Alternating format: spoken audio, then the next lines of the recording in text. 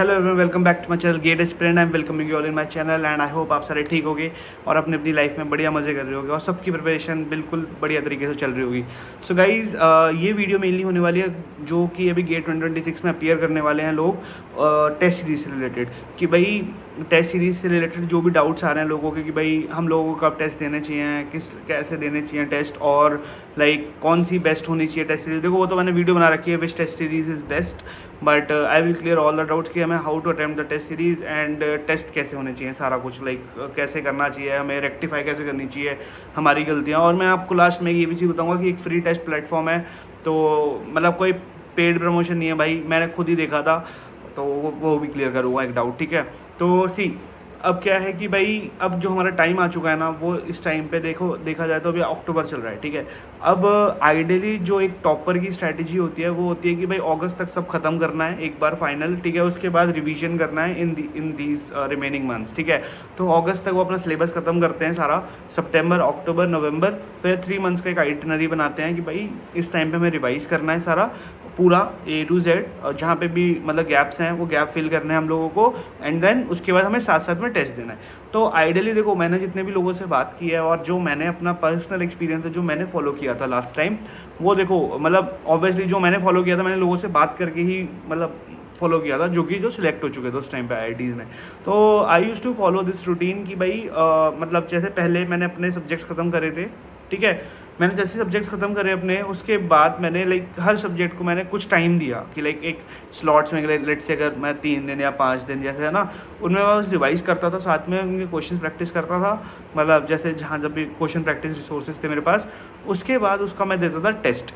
एक अब आप बोलो कि भैया आप कौन से टेस्ट देते थे उस टाइम पे, ठीक है। देखो मतलब जैसे मेरा अगर सितंबर में मेरा ख़त्म हुआ था तो अक्टूबर 1 से ही मैंने टेस्ट देना शुरू कर दिए थे, मतलब टेस्ट देना इन द सेंस रिवीजन शुरू करा था मैंने। तो रिवीजन शुरू किया था उस टाइम पे मैं क्या करता था, mainly I use to give, जैसे लेट से मेरा COA है, मैं COA रिवाइज़ किया तो COA का ना मैंने सब्जेक्ट वाइज टेस्ट दे दिया, subject wise test in the sense topic wise वो भी, ठीक है। उस टाइम पे मैं मैंने जो प्रॉपर रिवाइज़ किया ना, हर जो एक टाइम दे के उस टाइम मैंने सारे टॉपिक वाइज टेस्ट ख़त्म करे हैं।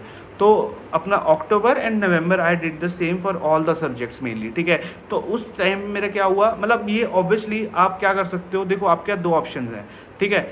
अब कुछ बच्चे ऐसे होंगे कि जिन्होंने जब सब्जेक्ट पढ़ रहे थे उस टाइम पे ही आपने दे दिया होगा, है ना। तो this is also best approach. तो ये वाला काम मैंने सेकेंड टाइम जब मैंने पढ़ा तो मैंने ये चीज़ की थी कि जब मैं सब्जेक्ट पढ़ता था ना पूरा जब like in the time of mainly in the span of August till August, है ना, टिल अगस्त जो मैं सब्जेक्ट्स कंप्लीट किए थे, तो उस टाइम पे मैंने मतलब अपना इस बार जो subject wise topic wise test थे वो मैंने ख़त्म कर दिए, टॉपिक वाइज टेस्ट सारे हर सब्जेक्ट से, ठीक है। तो इसके बाद अब जिसके नहीं हुए हैं तो वो अभी इस टाइम पे टॉपिक वाइज टेस्ट खत्म करो, ठीक है। सारे टॉपिक वाइज टेस्ट आपके सारे खत्म हो जाएंगे। Mostly try to wrap it up till, जैसे अगर आप अक्टूबर में दे रहे हो ना, नवंबर तक खत्म करो सारे।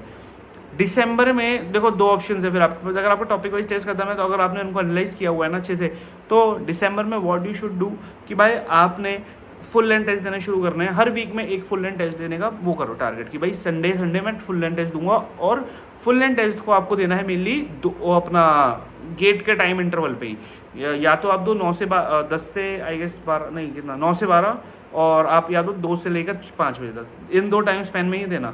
आदत अपनी इसी टाइम पे डालो, ठीक है। जब आपका ये हो जाएगा मतलब, और उसके साथ साथ में जैसे मान लो अब आप फिर उस टाइम पे फिर से रिवाइज़ करोगे, राइट।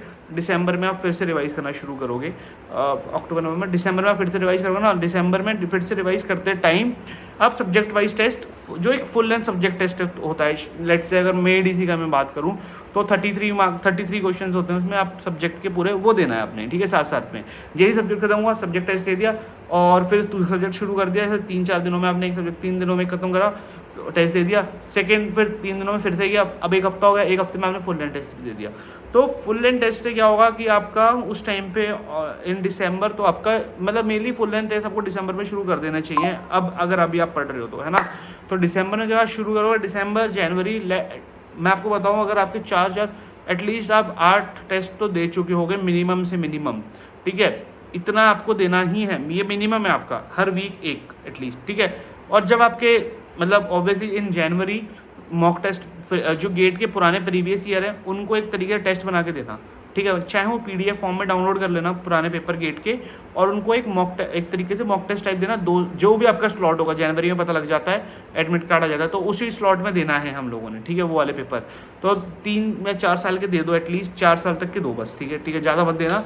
मैंने भी ये किया था, ये वाला अटैम्प्ट जनवरी में किया था मैंने, और अपना AIMTs भी देने हैं। अब आप सोच लो, AIMTs जो होते हैं वो हर संडे होते थे, है ना, मेरे को याद है जितना, हर संडे AIMTs होते हैं गो क्लासेस के हमारे, वो आपको देने हैं। तो फुल लेंथ टेस्ट में आप एक काम करना, आप AIMTs को ही इंक्लूड कर लेना फुल लेंथ टेस्ट। जैसे लेट से अगर आप मेडीसी का दे रहे हो तो वो वाला टेस्ट मत दो, आप उसकी जगह संडे AIMT दे देना, ठीक है। अगर आपकी प्रिपरेशन अच्छी है, अगर आपके मार्क्स 60-70% के आसपास आ रहे हैं, तब देना AIMTs, नहीं तो मत देना भाई, हालत ख़राब हो जाएगी, कोई फ़ायदा नहीं है, टाइम वेस्ट होगा और डिमोटिवेट हो जाओगे, ठीक है। तो इसलिए AIMTs की अभी एक टाइम होता है कि भाई गो क्लासेस के AIMTs 60-70% के आसपास आपके अगर मार्क्स आ रहे हैं मेडीसी में तभी देने हैं, नहीं तो नहीं देने, ठीक है, सिंपल।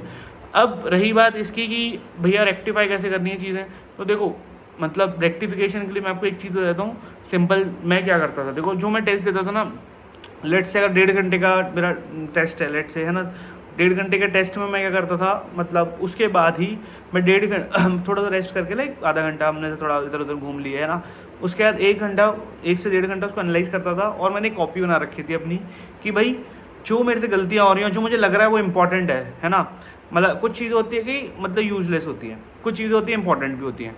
तो जो चीज़ें इंपॉर्टेंट लगती थी कि हाँ भाई ये PYQ से रिलेटेड है और एक गेट में पूछा जा सकता है, तो मैं उनको उस कॉपी में लिखता था, ठीक है। और हर टेस्ट देने से पहले मैं एक बार वो कॉपी देखता था कि भाई हाँ यार सिली मिस्टेक्स होती थी, मैं उस कॉपी में लिख लेता। एक कॉपी ना लो यार, 80-100 रुपये की आती है, सिंपल बनाओ उसको, ठीक है, 80-100 रुपीज़ की कॉपी आएगी, जस्ट मेक दैट कॉपी, है ना। वो एरर लॉग्स आपकी मेंटेन करेगी जो टेस्ट में गलती हो रही है, कुछ नया फॉर्मूला पता लग रहा है, कुछ आप लाइक होता है ना, नॉट ट्रू को ट्रू पढ़ रहे हो, ट्रू को नॉट ट्रू पढ़ रहे हो, है ना।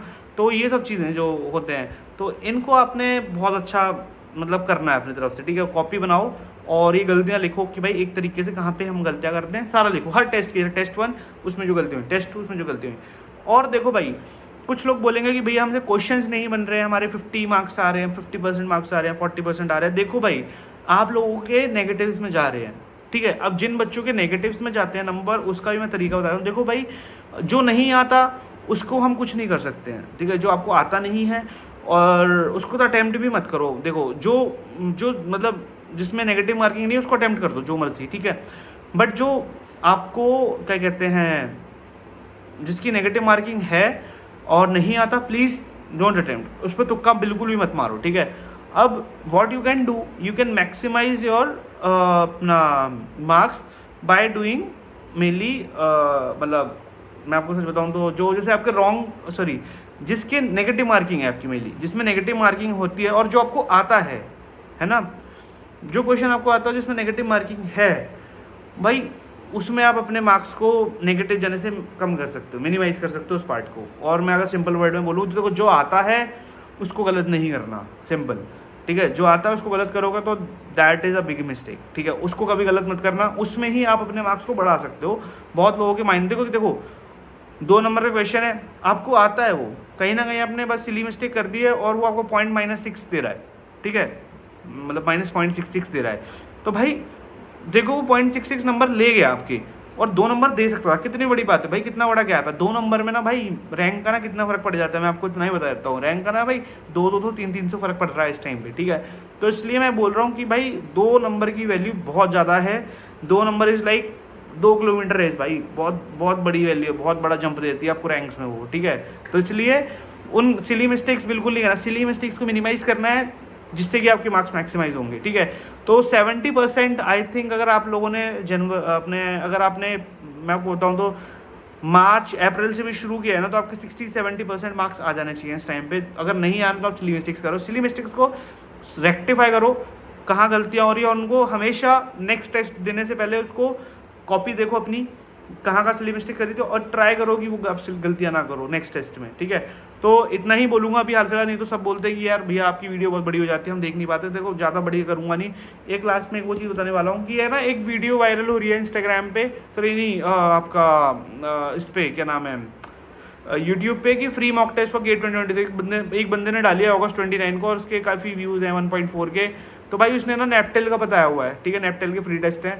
But that is totally fake भाई। वो सिर्फ ना, मैं आपको बताऊँ, जो रजिस्टर्ड यूजर्स होते हैं ना नैपटेल के, मेनली अगर जिसने आपने कोर्स परचेज किया हुआ है तो आपको टेस्ट फ्री मिलेंगे, नहीं तो टेस्ट नहीं फ्री मिलेंगे, ठीक है भाई। वो क्लिक बेट है पूरी, मैं किसी को वो नहीं कर रहा हूँ, बट वो फॉल्स इन्फॉर्मेशन है, प्लीज़ उसके पीछे मत जाना, ठीक है। You can just for the free mock test what you can do, you can just search free mock test for GATE, ठीक है, ऑन द अपना गूगल।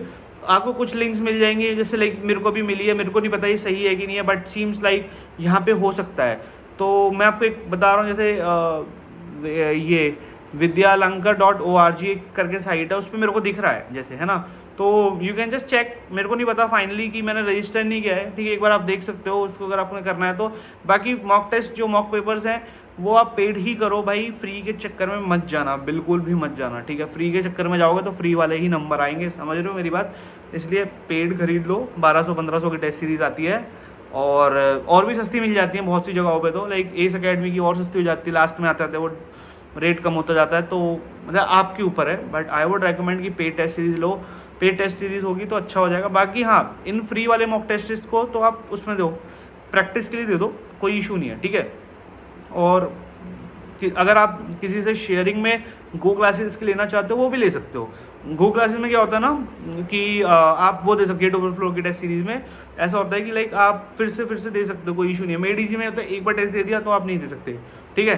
तो इसलिए गो क्लासेस की आप किसी का शेयरिंग में परचेज कर सकते हो, मेडीजी की आप वैसे ले सकते हो, और ईपीटी वगैरह की भी आप मतलब सिर्फ एक ही बार दे सकता है टेस्ट। बहुत सारे टेस्ट सीरीज हैं जिनमें पीडब्ल्यू में भी एक ही बार दे सकते हो, ठीक है।